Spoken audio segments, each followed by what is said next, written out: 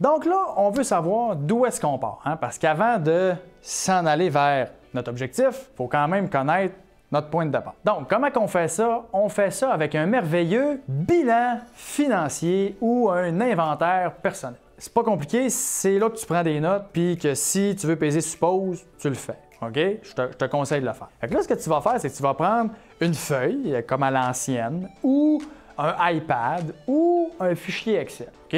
Ce que tu veux. Puis là, tu vas faire une ligne en plein milieu. Là, si c'est ton iPad, OK, fais-le avec un crayon pour ça, OK? Pas, j'en casse pas ta vie, OK, s'il te plaît. Après ça, d'un côté, tu vas marquer actif, puis de l'autre côté, tu vas marquer passif. Jusque-là, on va pas perdu, 5 pas du nez, excellent. Après ça, du côté des actifs, tu vas marquer tout ce qui a une valeur monétaire dans ta vie. Je vais te faire un exemple, OK? Fait que je vais sortir mon téléphone. Donc, c'est un exemple fictif, OK?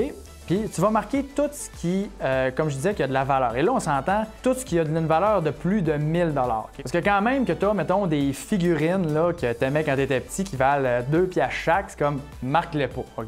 On ne perdra pas notre temps avec ça, là. Marque vraiment tout ce qui a une valeur de plus que 1000 $, OK? Si tu suis mon exemple, on y va comme ça. Fait que dans notre exemple, la personne a une maison de 250 000 $, des REER de 20 000 $, un CELI de 10 000 $, une voiture de 10 000 $, un compte chèque qui a 5 000 $ en ce moment et une moto à 5 000 $ également.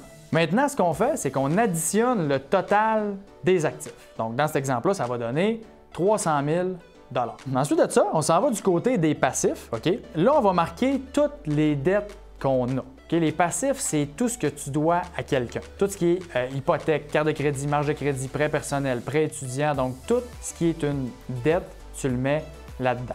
Donc, dans notre exemple, on a une hypothèque de 180 000 $, un prêt étudiant de 10 000 $, un prêt auto de 5 000 $ et une carte de crédit de 5 000 $. Fait qu'au total, si on les additionne, ça donne 200 000 $. Check bien ça, ce que tu vas faire. Grosse opération mathématique, là.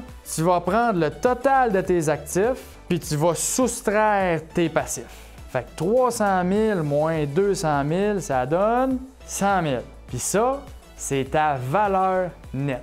Ta valeur nette, c'est ton indicateur premier de santé financière. OK? Fait que l'objectif de la valeur nette, c'est de l'augmenter à chaque année. Parce que si tu l'augmentes à chaque année, ça veut dire que tu fais les bonnes choses, que tu as les bonnes habitudes, que tu as les bons comportements, puis le résultat va être que ça va augmenter. Si ça descend à chaque année ou que ça reste stable, c'est pas normal, donc ça veut dire qu'il faut que tu regardes dans tes comportements puis tes habitudes pour changer des affaires. OK? Fait que c'est ton indicateur vraiment de santé financière. Et là, fais pas le saut, ça se peut que ta valeur nette soit négative. OK? Ça peut arriver. Ça se peut que tu sois un jeune, que tu aies juste un prêt étudiant, mettons de 20 000, tu n'as pas encore de placement, tu es chez tes parents, puis tu es à moins 20 000. Ça se peut. C'est normal, il n'y a pas de problème. Mais ton objectif reste le même. C'est comme moins 20 000, après ça, tu vas être à moins 15 000, moins 10, après ça, 0, puis après ça, tu commencer à être dans le positif. OK?